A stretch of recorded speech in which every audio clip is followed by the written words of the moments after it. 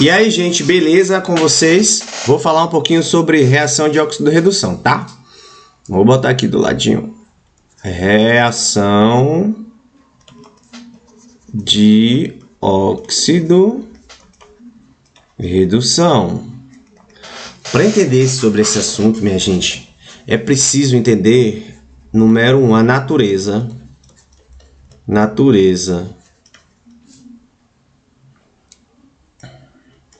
Essa natureza da óxido-redução, ela depende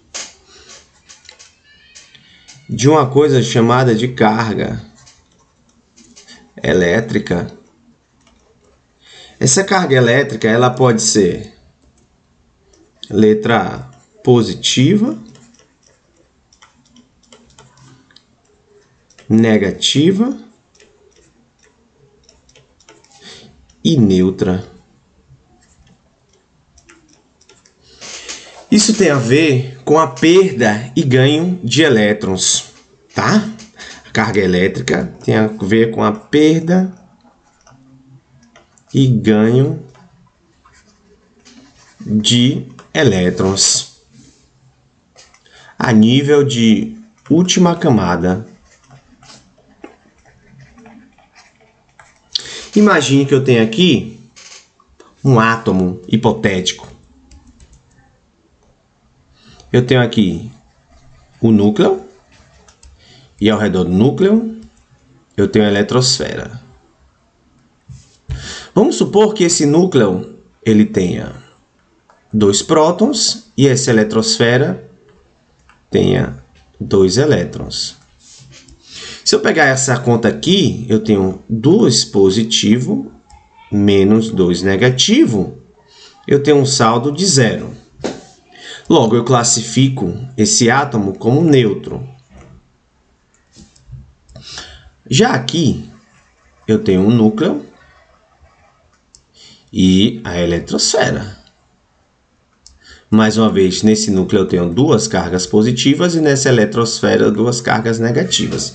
Só que imagine agora que eu perca esse elétron. Devido a um atrito, uma força eletrostática. Esse elétron ele vai sair dessa eletrosfera. Logo, eu tenho um saldo de 2 cargas positivas. Como saiu 1, ficou uma negativa, né? Observe que eu tenho um valor de mais 1. Logo, eu tenho uma carga positiva. Cátion. Como eu tenho uma mono, com uma camada de valência, valente. Valente vem de valência. Já aqui, eu tenho um núcleo. Eu vou repetir para facilitar. A eletrosfera, 2 cargas negativas, 2 cargas positivas. Só que ao invés de perder, nesse átomo ele vai ganhar esse elétron por transferência de elétron. Ficando então com um saldo de 3 elétrons. Fazendo a conta, eu tenho 2 no núcleo e 3 na eletrosfera. Mais 2 menos 3, eu tenho menos 1.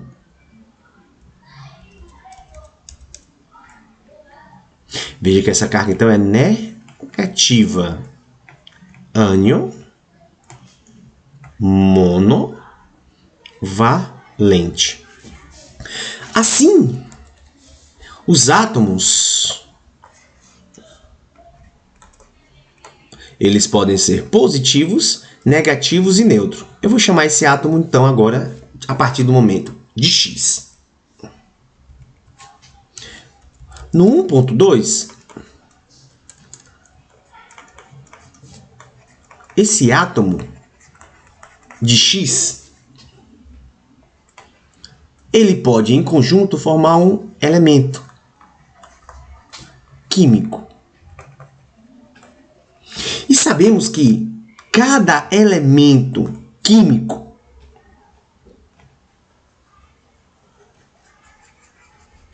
mora em uma família.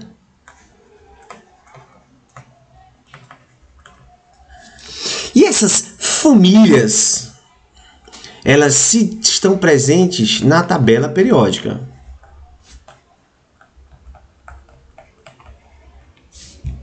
Dividindo em famílias do grupo A e famílias do grupo B. A família do representativo e o do transição. Guarda essa informação. Esses elementos químicos que moram, então, nessas famílias, eles apresentam certas quantidades de elétrons na sua camada de valência.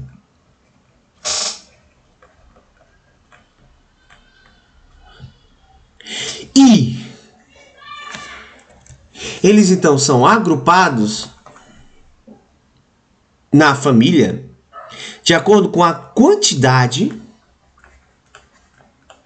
de elétrons na sua última camada de valência. Exemplo disso: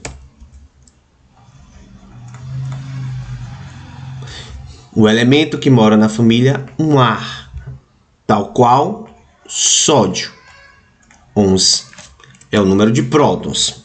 Se eu for fazer a distribuição eletrônica desse sódio, eu tenho o núcleo, eu tenho 2 elétrons nessa camada, eu tenho 8 elétrons nessa camada, 1, 2, 3, 4, 5, 6, 7, 1, 2, 3, 4, 5, 6, 7, 8, e eu tenho 1 elétron. Vamos lá, essa é a primeira camada, essa é a segunda camada, essa é a terceira camada. Quantidade de elétrons na última camada. Quantos elétrons eu tenho nessa última camada? Qual é a última camada? Professor? 3. Quantos elétrons eu tenho nessa última camada? 1. Logo, ele mora na família 1A. Para os representativos, então, eu posso relacionar a perda e o ganho desse elétron.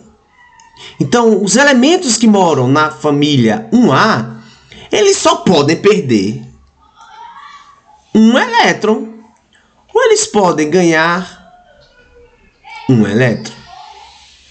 Me desculpe. Eles podem perder mais facilmente um elétron. Dessa forma, eu posso organizar a perda e ganho desse elétron através de uma tabela, que eu vou chamar a tabela de Knox. E Knox refere-se ao número de oxidação. Essa tabela ela é para o representativo, onde eu tenho uma constância e uma definição de perda e ganho de elétrons pela quantidade de elétrons na sua última camada. Então, nessa tabela eu vou ter aqui a família e aqui eu vou ter o NOx. A exemplo da família 1A tem NOx, ou número de oxidação, mais 1. Como eu falei aqui no sódio. O sódio mora na família 1A, ele tem um elétron na sua última camada, então ele perde mais 1. 2A perde mais 2. 3A perde mais 3. 4A ou perde ou ganha 4 elétrons.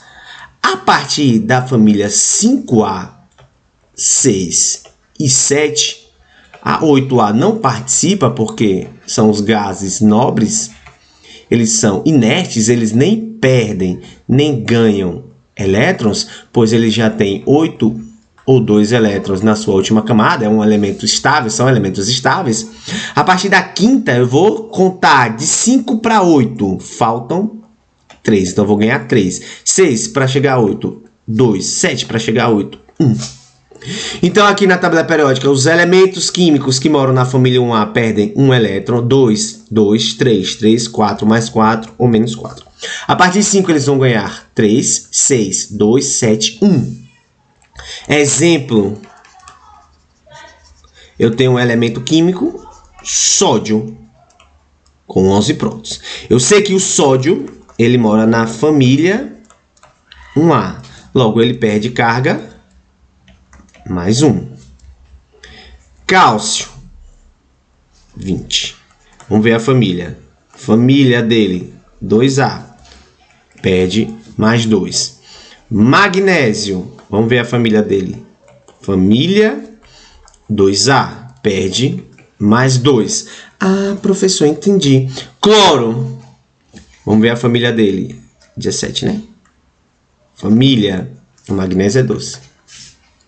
Família 7A, então ele vai 7A ganhar menos 1. Oxigênio, vamos ver a família dele. Família 6A, ou seja, 6A ele vai ganhar menos 2. Tá vendo? A família 6A ele ganha menos 2. Então, isso é importante, tá, professor? Esses são os representativos. E os de transição? Os de transição têm NOx variado. Por exemplo, o ferro pode ter 2 NOx. Eu posso ter o ferro com NOx 2+, ou ferro 2, ou posso ter o ferro 3+, o ferro 3. Tem uma tabela com esse NOx. Vocês não vão precisar decorar, né? Eu estou falando como professor dos meus alunos, certo?